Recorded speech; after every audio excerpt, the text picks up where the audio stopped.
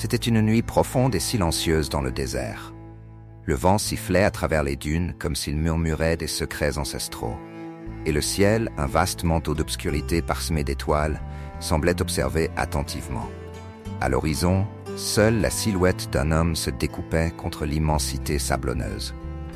Ismaël, le fils aîné d'Abraham, se trouvait seul, loin des grandes promesses autrefois faites à son père.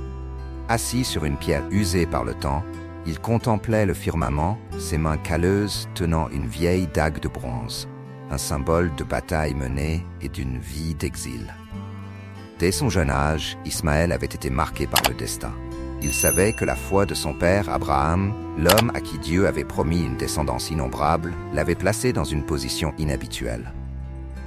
Il n'était pas le fils de la promesse, cela appartenait à son demi-frère Isaac. Mais pourquoi ? Cette question résonnait dans son esprit, grandissant chaque nuit solitaire sous le ciel du désert.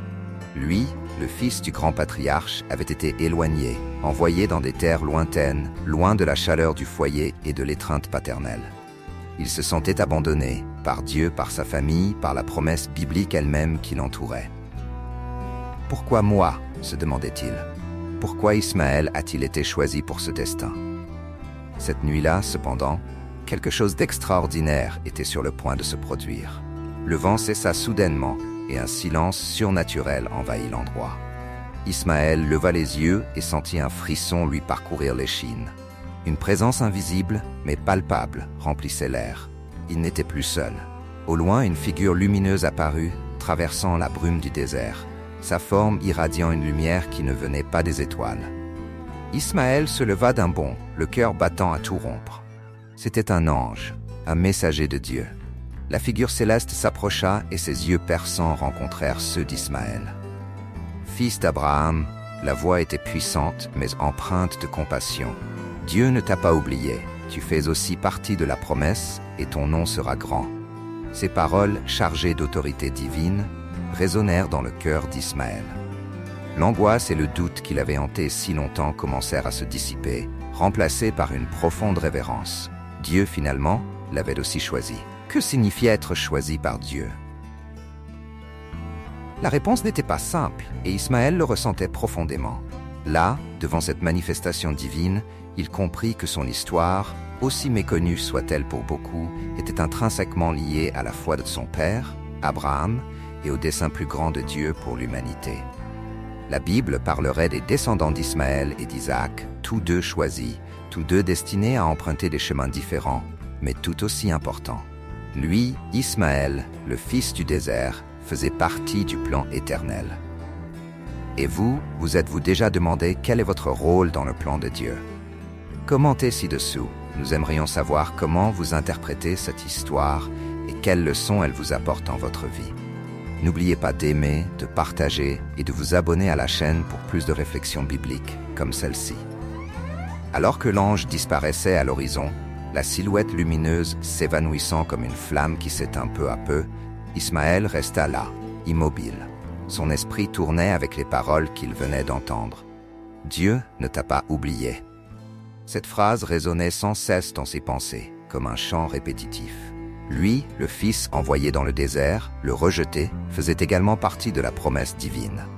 Mais quelle était cette promesse ? Quel en était le véritable sens ? Et pourquoi Dieu l'avait-il choisi pour un destin si différent de celui de son frère ? Le regard fixé sur le ciel étoilé, Ismaël réfléchissait au chemin tortueux de sa vie. Dès son plus jeune âge, il avait ressenti le poids d'être l'aîné, mais pas l'héritier de la promesse. L'amour d'Abraham, bien que certain, semblait toujours être dirigé vers Isaac, le fils que Dieu avait promis à Sarah. La foi, c'était ce mot qui gouvernait la vie d'Abraham. Mais y avait-il assez de foi pour eux deux ? Y avait-il de la place dans le cœur de Dieu pour deux fils, deux destins si distincts ? Dans ces nuits froides du désert, Ismaël se demandait si sa propre foi était suffisamment forte.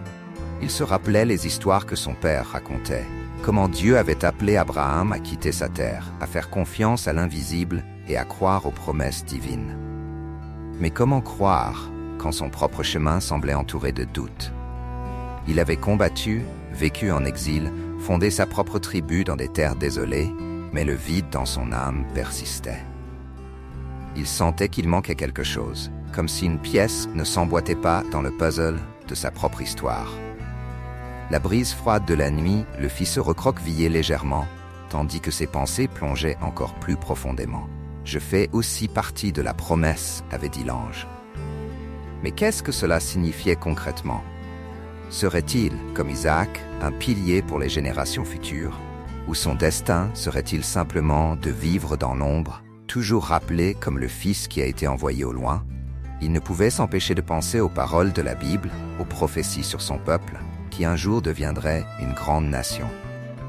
Mais au lieu de ressentir du soulagement, il se sentait en proie à un conflit profond. Est-ce une bénédiction ou une malédiction? Se demandait-il. Regardant l'immensité du désert devant lui, Ismaël sentait que ce vaste vide reflétait son propre cœur. Il savait que Dieu était présent. Il l'avait ressenti avec intensité lors de cette rencontre angélique. Mais pourquoi alors se sentait-il si éloigné de la foi que son père possédait? Pourquoi semblait-il que, bien qu'il soit proche de la promesse, il ne l'atteindrait jamais complètement? Les dunes du désert semblaient bouger au rythme de ses réflexions. Le silence autour de lui était presque assourdissant, augmentant la tension dans sa poitrine. Il voulait des réponses. Il voulait savoir pourquoi Dieu l'avait choisi pour une vie de lutte et d'exil. Pourquoi Ismaël a-t-il été choisi? Cette question résonnait encore plus fort maintenant. Mais les réponses ne venaient pas facilement. Ismaël se souvenait du départ. Le jour où lui et sa mère, Agar, furent envoyés au loin. Il se souvenait de la douleur dans les yeux de sa mère, de l'angoisse silencieuse d'Abraham qui, de loin, les regardait partir vers le désert. Il n'était pas aveugle à la souffrance de son père, mais il était impossible de ne pas ressentir la sensation d'être rejeté. C'était Dieu qui avait ordonné leur départ, mais pourquoi? Le cœur d'Ismaël était rempli de questions, chacune plus difficile à répondre que la précédente. Il savait que la foi était la clé de toutes les réponses, mais la foi que son père portait semblait parfois être un fardeau insupportable pour lui. Cette nuit-là, tandis que le désert l'entourait complètement, Ismaël comprit que sa bataille n'était pas physique. Oui, il avait affronté le désert, les difficultés de la survie, les luttes de pouvoir entre les tribus, mais le véritable conflit se trouvait en lui-même. C'était son âme qui réclamait de la compréhension, un sens plus profond. La promesse de Dieu était réelle, il en était maintenant sûr. Mais comment lui, Ismaël, pourrait-il s'insérer dans ce vaste plan divin? Que devait-il faire à partir de maintenant? Le vent du désert commença à souffler de nouveau, cette fois plus fort, comme si la nature elle-même réagissait à ses doutes. Le sable s'élevait en spirale autour de lui, tandis qu'il restait immobile, mais avec le cœur en ébullition de questions. Il savait que pour trouver la paix, il devrait affronter ces questions de front. Il devrait regarder au-delà de sa douleur et de son incompréhension, pour voir le dessein de Dieu, même si celui-ci restait encore caché derrière les voiles du temps. Les jours qui suivirent cette nuit devinrent une extension du désert dans lequel vivait Ismaël, aride, interminable et rempli d'incertitudes. La rencontre avec le messager de Dieu aurait dû lui apporter la paix, mais au lieu de cela, elle laissa un vide encore plus grand. Le doute rongeait son esprit, et chaque nouveau matin semblait une répétition du précédent. Les paroles de l'ange étaient claires, mais le cœur d'Ismaël était obscurci par le ressentiment accumulé au fil des ans. Comment pouvait-il réconcilier le destin qui lui avait été imposé avec le sentiment de rejet qui l'accompagnait depuis toujours? Dans son campement, entouré de sa propre tribu et de sa famille, Ismaël maintenait une façade de force. Il était chef, père, guerrier et devait montrer une fermeté inébranlable. Cependant, à l'intérieur, les vagues du conflit spirituel le frappaient comme des tempêtes incontrôlables. Pendant les nuits, il revenait à ces questions. S'il faisait vraiment partie de la promesse de Dieu, pourquoi sa vie avait-elle été marquée par tant de défis et de séparations? Pourquoi avait-il été choisi pour errer dans le désert, alors qu'Isaac, son demi-frère, vivait sous le regard aimant d'Abraham? Sa relation avec son père avait toujours été un mélange d'amour et de distance.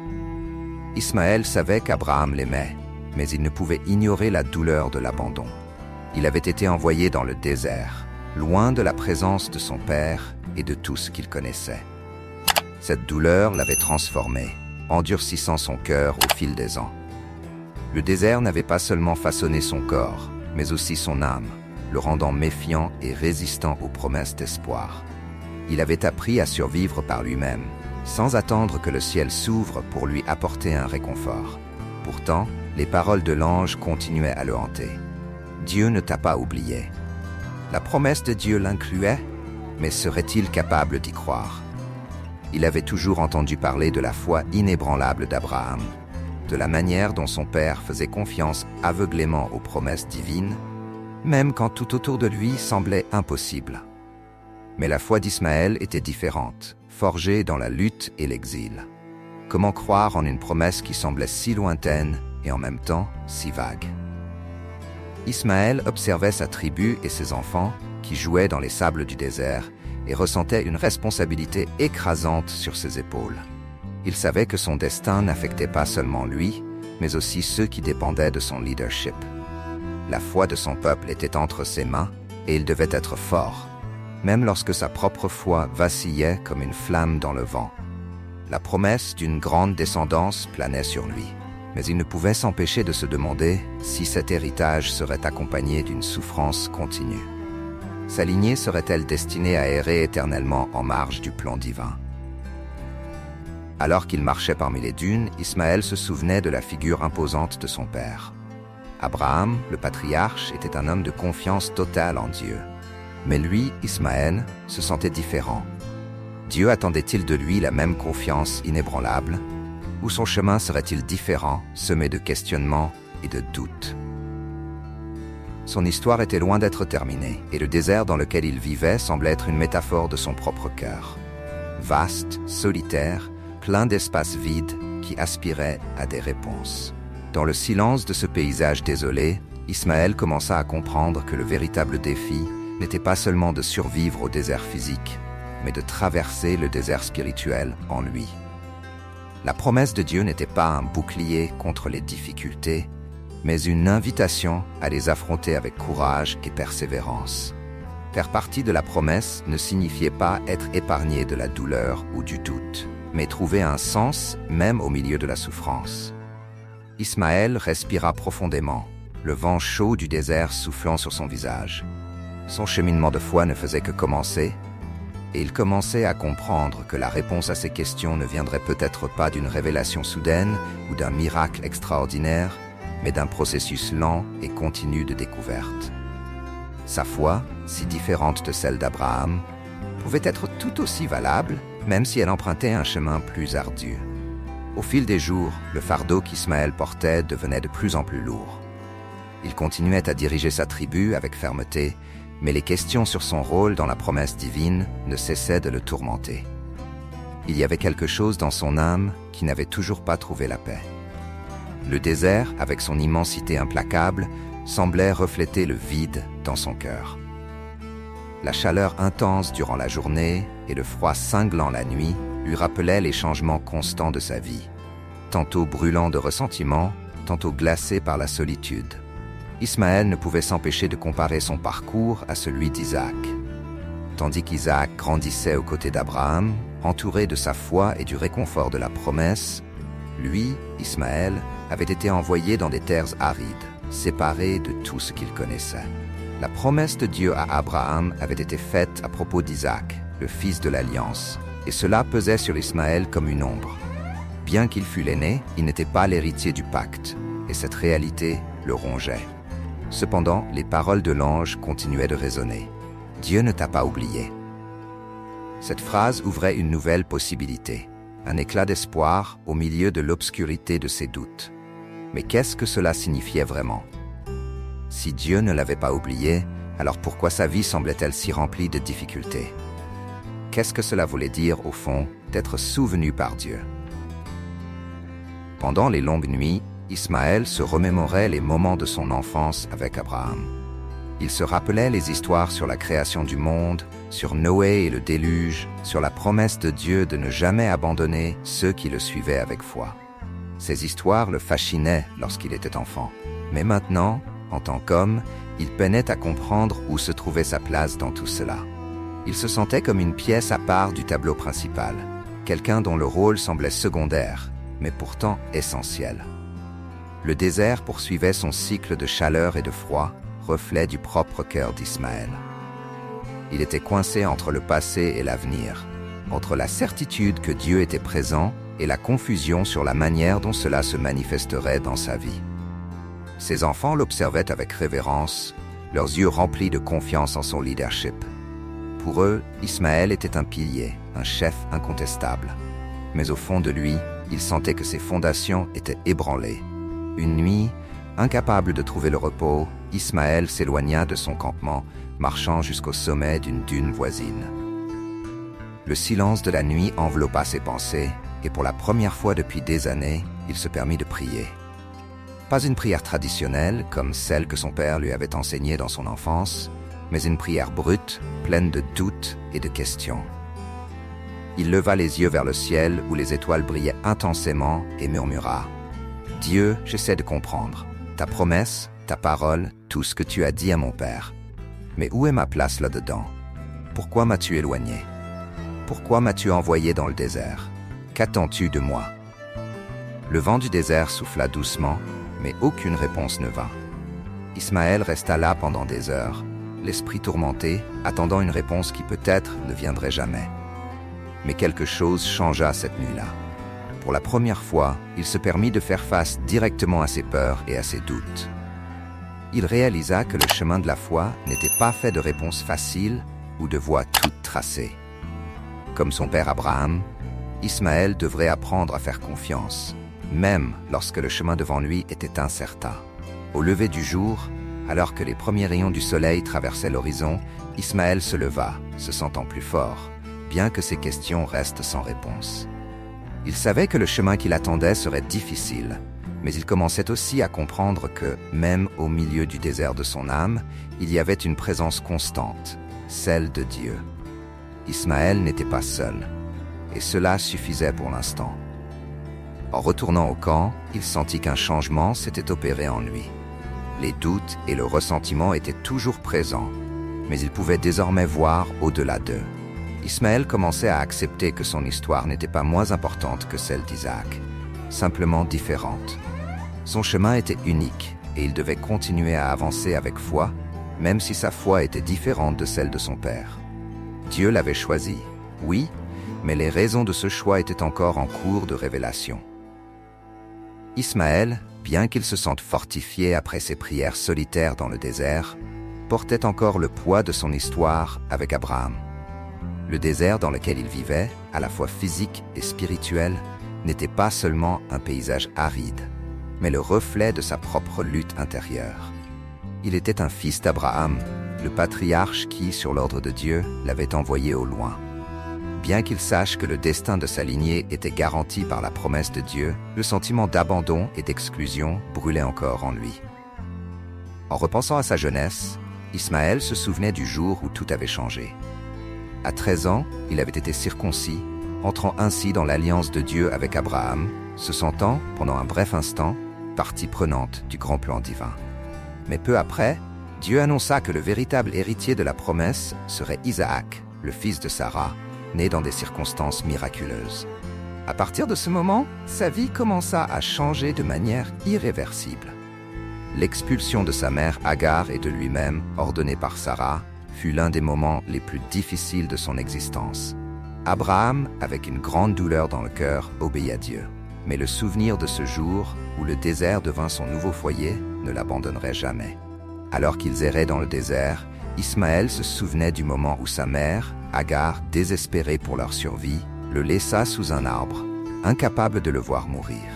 Les larmes de sa mère et les cris de son cœur résonnaient dans cet espace vide, mais c'est alors que Dieu se manifesta. L'ange de Dieu apparut, les sauvant de la mort imminente et renouvelant la promesse. Ismaël ne mourrait pas dans ce désert. Au contraire, il vivrait pour être le père d'une grande nation, comme Dieu l'avait promis à Abraham. La douleur de l'abandon avait été remplacée par la certitude que Dieu ne l'abandonnerait jamais. Avec ce souvenir vivant en lui, Ismaël voyait maintenant sa trajectoire sous un autre jour.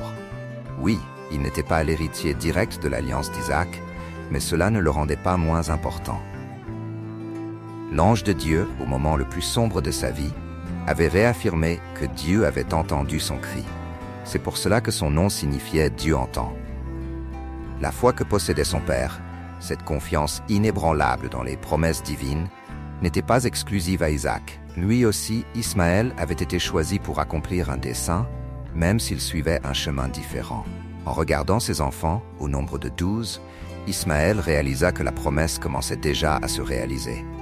Il serait le père d'une grande nation et ses descendants habiteraient cette terre comme un peuple fort et indépendant. Mais cette réalisation ne se ferait pas sans défi. Dès le début, il y avait une tension, un conflit prophétisé entre lui et ses proches. La promesse de Dieu à Agar concernant son fils incluait un destin d'indépendance et de conflit. Il sera comme un âne sauvage, sa main sera contre tous, et la main de tous sera contre lui. Cela signifiait que sa descendance connaîtrait des luttes, mais qu'elle vivrait aussi librement, sans se soumettre aux forces extérieures. Ismaël comprenait que son rôle dans l'histoire de Dieu n'était pas secondaire, mais complémentaire à celui d'Isaac. Tandis qu'Isaac représentait le chemin de l'alliance et de l'héritage spirituel, lui, Ismaël, symbolisait la persévérance et la survie dans les conditions les plus difficiles. Les deux fils d'Abraham avaient des destins distincts, mais faisaient tous deux partie intégrante du plan de Dieu.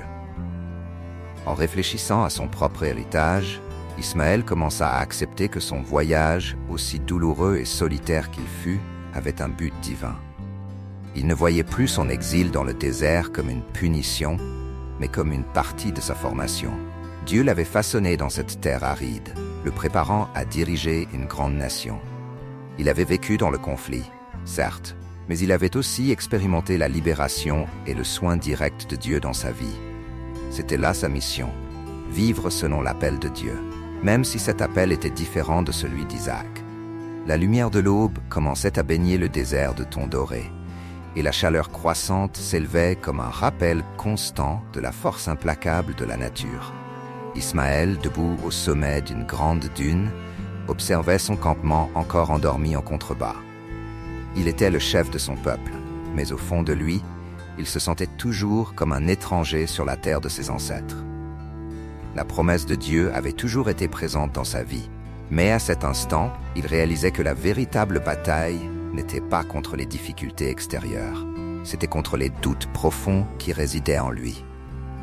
Tout au long de sa vie, il avait lutté contre le sentiment de rejet, contre la douleur d'avoir été envoyé dans le désert, contre l'idée qu'il ne serait jamais l'héritier de l'alliance de Dieu avec Abraham.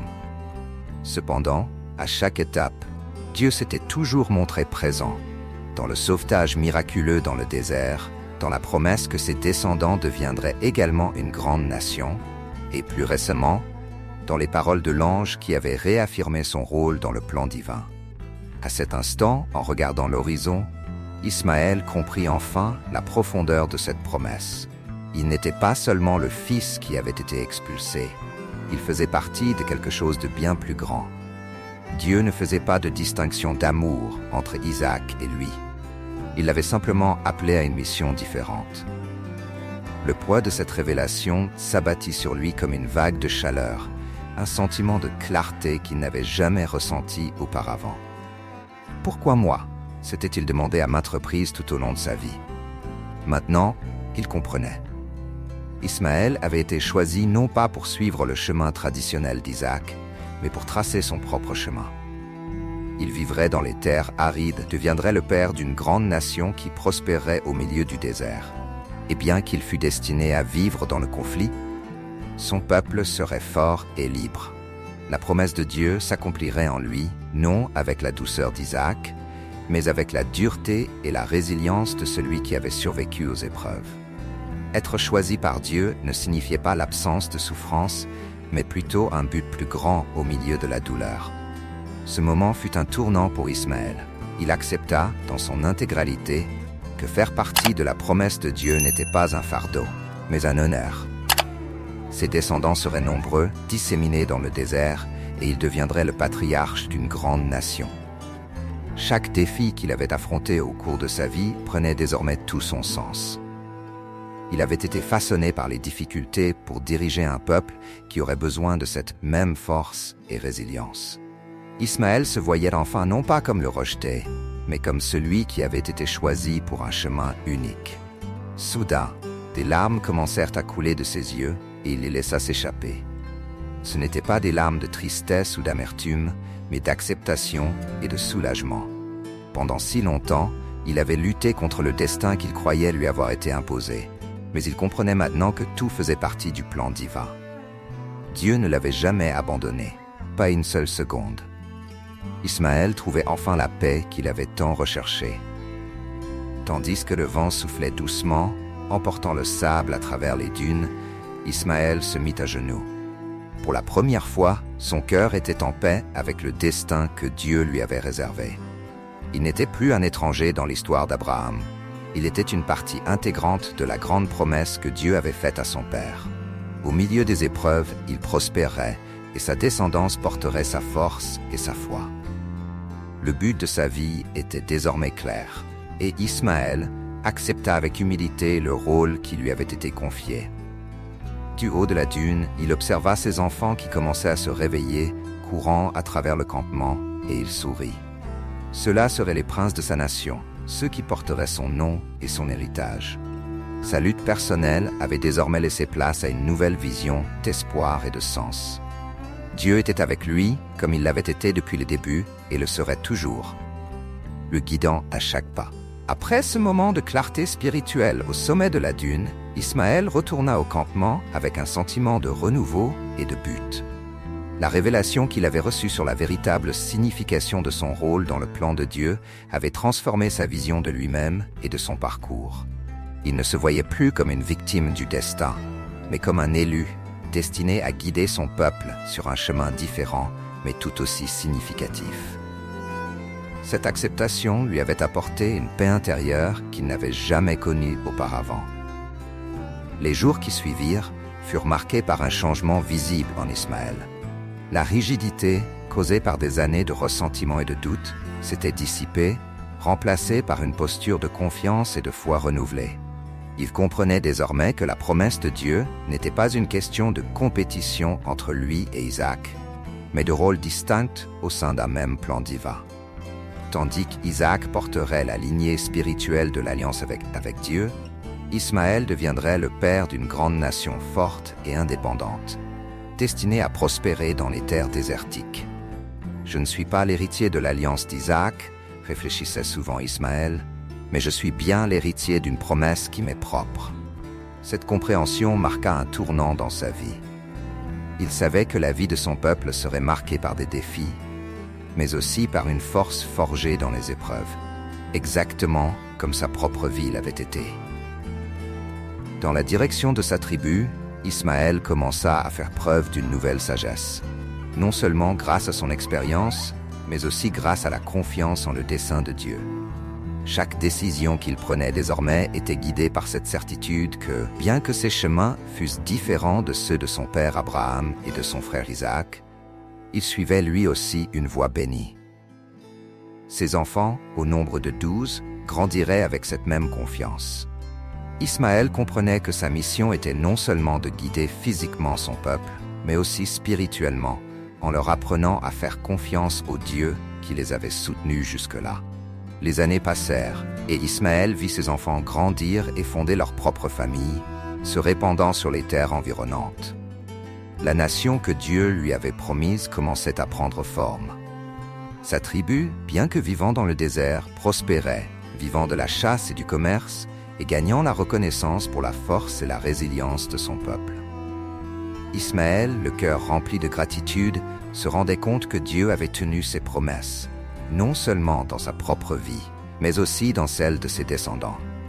Les douleurs du passé, les doutes et les ressentiments furent lentement remplacés par un profond sentiment d'acceptation et de foi. À chaque pas, il voyait la main de Dieu guider sa famille. Et dans des moments de contemplation, il remerciait silencieusement le Créateur de ne jamais l'avoir oublié. Ismaël avait appris que la véritable foi ne résidait pas dans l'absence de lutte, mais dans la certitude que Dieu était toujours présent, même dans les parcours les plus arides. Dans ces dernières années, Ismaël traversait les campements de sa tribu avec le regard de quelqu'un qui connaissait bien les chemins du désert, tant physique que spirituel. Désormais, il ne portait plus le poids du doute. Ce qui avait autrefois été une route marquée par l'incertitude s'était transformé en un chemin de foi affirmé. Il savait que sa mission sur Terre était en train de se réaliser et que ses descendants porteraient le legs de la promesse de Dieu. Lorsque finalement, le moment de son départ arriva, Ismaël regarda une dernière fois le ciel étoilé du désert. Il ferma les yeux et avec une sérénité qui n'émane que de l'acceptation complète du dessein de Dieu, murmura une dernière prière de remerciement. Son voyage était accompli et il partit en paix, sachant qu'il avait rempli son rôle dans le grand plan divin. La quête d'Ismaël nous enseigne que, même si nos vies semblent éloignées des promesses que nous espérons, Dieu ne nous abandonne jamais. Son histoire nous montre que chacun de nous a un rôle unique dans le plan divin, même si nos chemins paraissent différents ou difficiles.